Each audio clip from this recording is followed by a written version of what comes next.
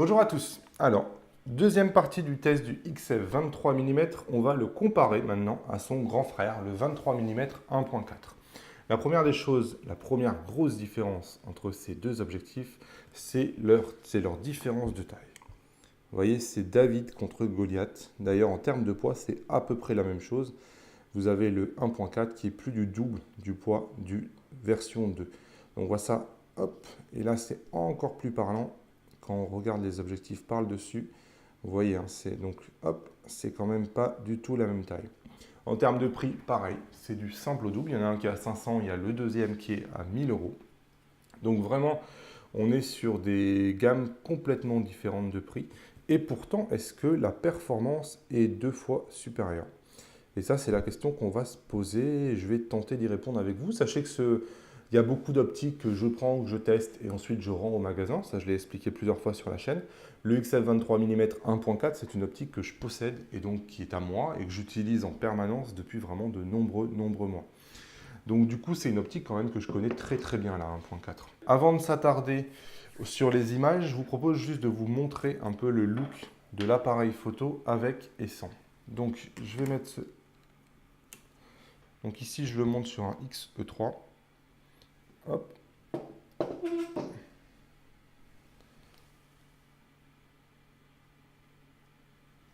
Voilà. Et maintenant, je vais monter son gros frère, j'ai envie de dire. Voilà. Vous voyez, maintenant, j'ai monté le 1.4. Vous voyez déjà, on n'a pas du tout la même impression. Là, on sent que c'est une optique qui est quand même beaucoup plus grosse. Voilà, pour ceux qui se demandent un peu déjà en termes de design, quelles sont les différences.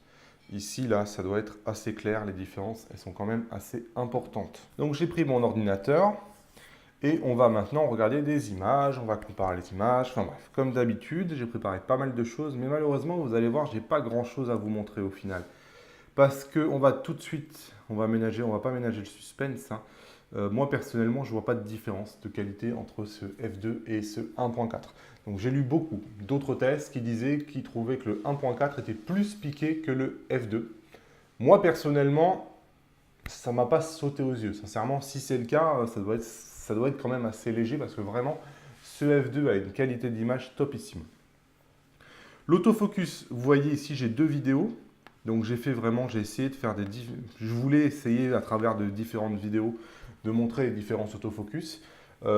L'autofocus du 1.4, notamment dans des situations où c'est assez sombre, va patiner un peu. Il est beaucoup moins silencieux, alors que l'autofocus qui est intégré dans ce F2 patinera pas, est vraiment beaucoup plus rapide que le 1.4 et par contre est entièrement silencieuse. Donc vraiment, ça c'est une des premières différences en termes d'autofocus. Je préfère l'autofocus du F2. Quand on est dans des situations où il y a de la lumière, ce 23 mm 1.4 s'en tire vraiment très bien par rapport à ce F2. Ça va vraiment se jouer plutôt quand la lumière vient à manquer. Où là, effectivement, on sent bien qu'il y a une différence de génération et que ce F2 a un meilleur autofocus. Donc voilà, les vidéos, je ne vous les montre pas parce que ça ferait 1 minute de vidéo qui ne servent à rien. Franchement, on ne voit pas de différence. En pleine lumière, c'est exactement pareil. La question que vous allez me poser, c'est quelle est la différence de bokeh entre 1.4 et F2. Donc les conditions de ce test-là, hein, c'est sur trépied. Donc je ne touche pas l'appareil photo, je ne fais que changer l'objectif. Donc du coup, on a exactement le même cadrage, la même distance, enfin tout est pareil. Donc je vais vous montrer, hop, à gauche 1.4 et à droite F2. Donc on voit qu'en termes de bokeh, bon, il y a un stop d'écart.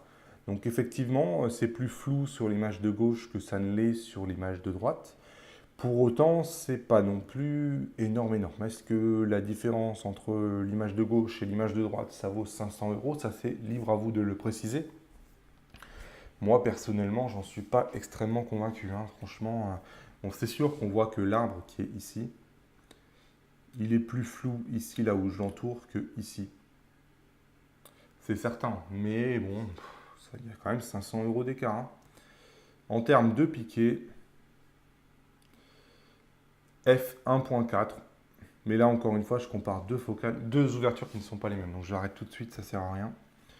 On va maintenant comparer le piqué à ouverture constante. Donc, le piqué à 1.4 du XF 23 1.4, comme vous pouvez voir. Hein.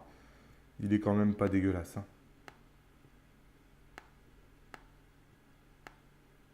Vous voyez, des détails, il y en a vraiment, vraiment beaucoup. Vraiment pas un piqué dégueulasse. Hop, on va comparer maintenant ce qui est comparable. On va comparer à F2.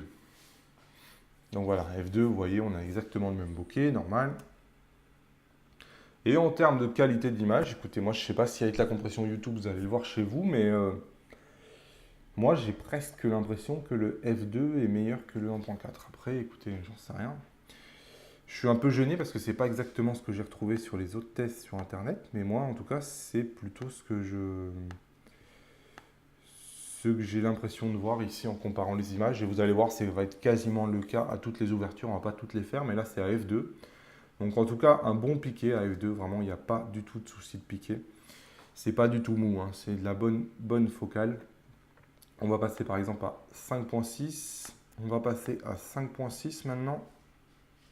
Donc ici, forcément, le bokeh s'est atténué. Et en termes de qualité d'image, donc déjà sur les rainures de l'arbre, on voit que le 1.4 est un peu meilleur quand même à ce niveau-là. Après, on va aller voir sur les détails en haut. Et à cet endroit-là, c'est assez ex-aequo. Donc, franchement, c'est vraiment un chouïa. Vous faites votre avis chez vous, mais j'ai quand même du mal, moi, avec la gamme des 1.4 qui est 500 € plus cher que la gamme des 2.0. Et bon, la différence en bokeh entre 2 et 1.4 n'est pas si énorme que ça. Et la différence de piqué, moi, j'ai quand même du mal à la voir souvent. Elle existe, mais bon, il faut vraiment faire du focus picking, hein, du pixel picking. Voilà, ça c'est à F16. Encore une fois, F16, bon, c'est vrai. On voit que le 1.4 est un peu meilleur que F2. C'est vrai, finalement, bon, j'ai dit au début de ce test que je ne trouvais pas, mais là, en regardant les images, c'est vrai que le 1.4 est un peu meilleur que F2. Et là, F16 notamment, c'est vrai que c'est pas... Ouais, c'est vrai. Mais bon, au cas où vous posez la question, hein, c'est des images qui sont faites focus manuel. Donc, je fais la mise au point une seule fois avec les deux objectifs et ensuite focus manuel pour que vraiment ça ne bouge pas. Voilà, comme vous voyez, moi personnellement, au niveau des images, c'est quand même, le 1.4 a l'air un peu meilleur que F2. Je ne peux pas vous dire que l'un est vraiment supérieur à l'autre. Voilà, donc je vous ai montré le bokeh, mais en général, avec ces focales-là, on n'a pas beaucoup de bokeh, puisque c'est des focales qui sont faites justement pour ouvrir large. En général, il y a de la distance. C'est des focales qui ont une hyperfocale qui est quand même assez courte. Et en général, bon, on ne regarde pas trop le bokeh. Je vous le montre parce que c'est des questions qu'on pose, mais bon, c'est pas ça qui compte. C'est des focales, l'ouverture est utilisée pour monter le moins possible dans les ISO en général. Et donc, on va les utiliser pas mal, aussi bien à 1.4 qu'à F2. Donc, sachez que ces deux objectifs ont des bons piquets des 1.4 et des F2. Après, c'est sûr qu'il y en a une qui va vous demander un stop de plus au niveau des ISO que l'autre. Mais bon, comme il y a une différence énorme en termes de poids et énorme en termes d'autofocus, enfin énorme, en termes d'autofocus un peu moins, mais il y a quand même une belle différence d'autofocus, surtout en basse lumière. Ce F2 se comportera mieux que ce F1.4. Du coup, est-ce que vraiment le 1.4 vaut ses 500 €? Franchement, la question se pose. Sincèrement, je ne vais pas y répondre à votre place, mais vraiment, la question se pose. À noter que le 1.4, par contre, n'a pas du tout d'aberration chromatique, hein. J'ai refait les tests avec mon filet de trampoline et mon grillage. Pas d'aberration chromatique sur le 1.4, alors que vraiment, il y a des franges oranges sur ce F2.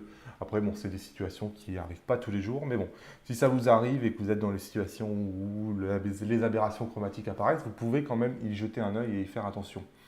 Voilà ce que j'avais à vous dire pour ce comparatif des 23 mm. Moi, personnellement, je pense que vous l'avez compris, le choix que je ferai. Mais vous, chez vous, peut-être que vous ne ferez pas le même choix. Voilà, si vous avez un 23 mm 1.4, n'hésitez pas à me contredire si vous pensez que vraiment vous l'avez testé et que cette version 2.0 est moins bonne.